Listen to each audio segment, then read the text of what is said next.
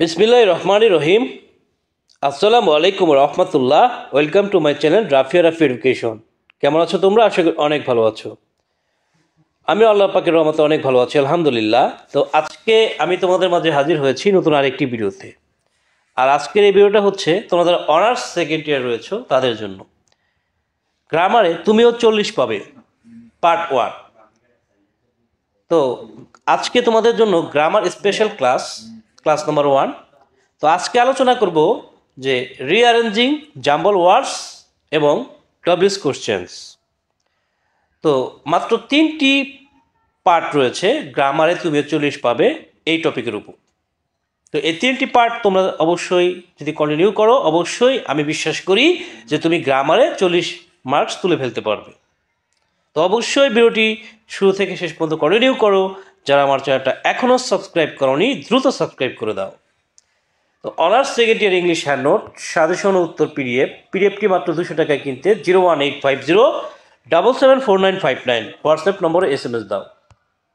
5 থেকে 7 দিন পড়াশোনা করেই ইংরেজিতে 5 নম্বর নিশ্চিত করতে পারবে ইনশাআল্লাহ। আমাদের YouTube channel Rafia Rafi education channel থেকে অনার্স সেকেন্ড ইয়ার এর ইংরেজি সকল ভিডিও ফ্রি দেখতে নিচের QR কোডটি স্ক্যান করো।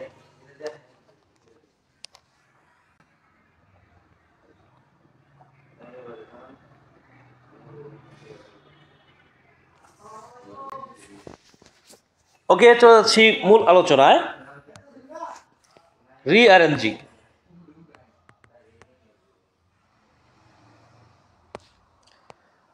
পরীক্ষায় তোমাদের রিঅ্যারেঞ্জ মেলানোর জন্য জাস্ট 2টা ট্রিক্স ফলো করতে হবে। তো ট্রিক নাম্বার 1 হচ্ছে subject plus verb plus object. Subject plus verb plus object. তো এইখানে দেখো যে একটি বাক্য এলোমেলোভাবে সাজানো আছে, এটাকে সঠিকভাবে তোমাকে সাজাইতে হবে। কি অনুসারে সাজাবা? এইভাবে যে সাবজেক্ট ভার্ব অবজেক্ট, প্রথমে সাবজেক্ট, তারপরে ভার্ব, তারপরে অবজেক্ট। তো এখানে দেখো যে হি ব্লাইন্ড এ ম্যান স, তো এইটার মধ্যে হয় হি সাবজেক্ট হতে পারে অথবা এ ব্লাইন্ড ম্যান সাবজেক্ট হতে পারে।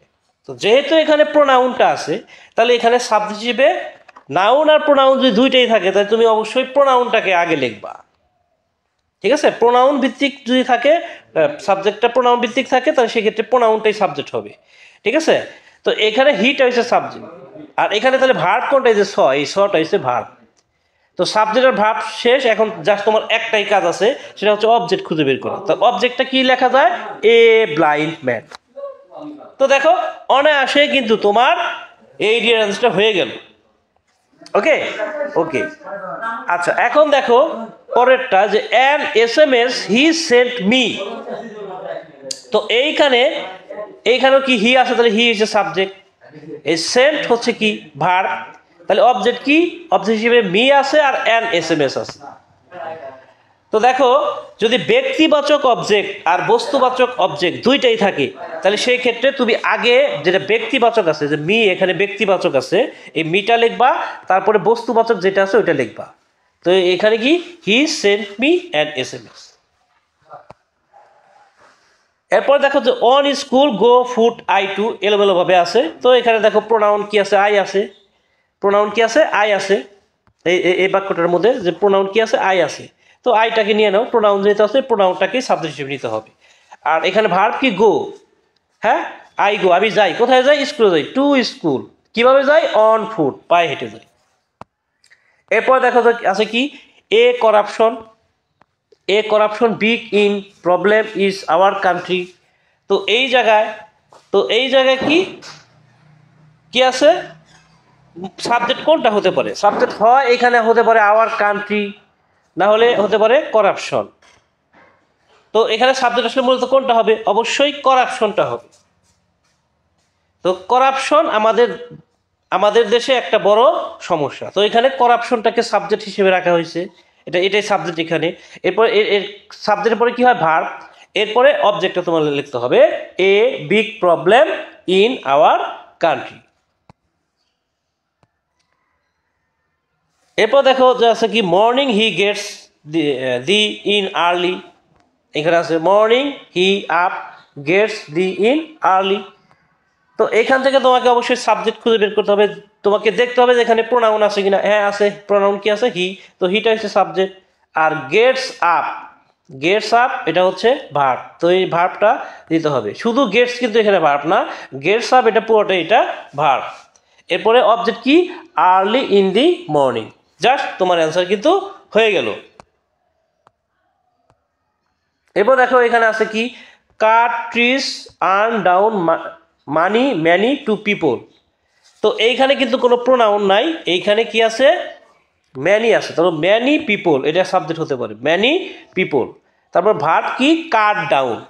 হ্যাঁ, এখানে কি আছে? কাট, কাট ডাউন মানে কেটে ফেলা, তো কাট ডাউন এটা এখানে ভার্ব, কাট ডাউন। এরপরে বাকি অংশ কি? ট্রিজ টু আর্ন মানি, অর্থাৎ এটা এখানে অবজেক্ট বা বাকি অংশ। এবার আসি রুল নাম্বার 2-তে। রুল নাম্বার 2-তে দেখো, যদি কোনো সেন্টেন্সে এরকম থাকে, হোয়াইল থাকে, অ্যান্ড থাকে, দ্যাট থাকে, হোয়েন থাকে, হুইচ থাকে, হোয়ার থাকে, তাহলে বুঝবা যে এখানে তোমাকে এগুলা মাঝখানে রাখতে হবে। অর্থাৎ এখানে দেখো যে a did cow while I saw I walking was in the field the. তো এইখানে যে হোয়াইল, এই হোয়াইলটা আছে, বা এখানে অ্যান্ড থাকতে পারে, অর থাকতে পারে, বাট থাকতে পারে, হ্যাঁ দ্যাট থাকতে পারে, হোয়েল থাকতে পারে, যাই থাকুক ওইটা তুমি মাঝখানে আগে রেখে দিবা। আগে তুমি এক কাজ করবে, এটা মাঝখানে লিখবা। মাঝখানে লেখার পরে এখন ওই হোয়াইলের আগে একটা বাক্য কমপ্লিট করতে হবে, হোয়াইলের পরে একটা বাক্য কমপ্লিট করতে হবে। অ্যান্ড থাকলে অ্যান্ডের আগে একটা বাক্য কমপ্লিট করতে হবে, অ্যান্ডের পরে একটা বাক্য কমপ্লিট করতে হবে। তো এখানে প্রথম একটা বাক্য কমপ্লিট করো, I saw A did cow. এরপরে আবার পরে আর একটা বাক্য কমপ্লিট করো, I was walking in the field. এভাবে দেখো দ্যাট, দ্যাটটাকে মাঝখানে রাখো, দ্যাটের আগে একটা বাক্য কমপ্লিট করো, হি থট। তারপর আবার পরে আরেকটা বাক্য কমপ্লিট করো, ইট উড রেইন। জাস্ট তোমার রিয়ারেন্স কিন্তু অনায়াসে হয়ে গেল। ঠিক আছে? অর্থাৎ অ্যান্ড, অর, বাট, দ্যাট এগুলো থাকলে জাস্ট মাঝখানে রাখবা, এর আগে একটা বাক্য কমপ্লিট করবা, এর পরে আরেকটা বাক্য কমপ্লিট করবা। তো ডবলএস কোশ্চেনের জন্য তুমি কি করবা? যে হু দিয়ে দুইটি অ্যান্সার করবা, দুইটি অ্যান্সার করবা তুমি হু দিয়ে, একটি করবা হুইচ দিয়ে, এবং হোয়াই, হোয়াট, হোয়ার দিয়ে করবা দুইটি।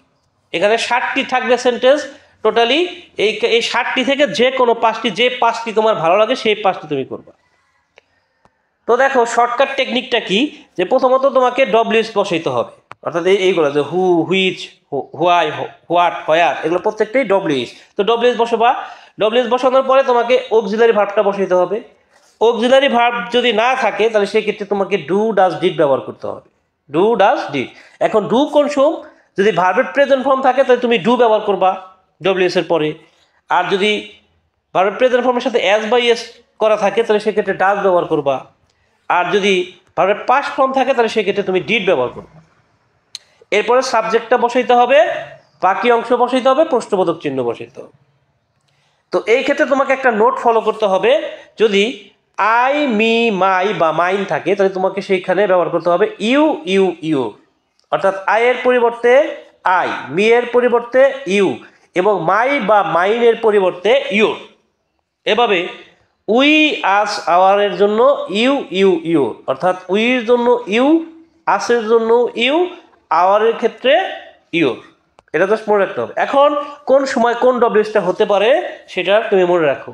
ব্যক্তির জন্য হু, বস্তুর জন্য হুইচ, স্থান বুঝাইলে হোয়ার, সময় বুঝাইলে হোয়েন, সংখ্যা বুঝাইলে হাউ ম্যানি, বয়স বুঝাইলে হাউ ওল্ড, পেশা বা অবজেক্ট বুঝাইলে হোয়াট, ঘড়ির সময় যদি বোঝায় তাহলে হোয়াট টাইম, দূরত্ব বুঝাইলে হাউ লং ডিস্টেন্স, পরিমাণ বুঝাইলে হাউ অ্যামাউন্ট।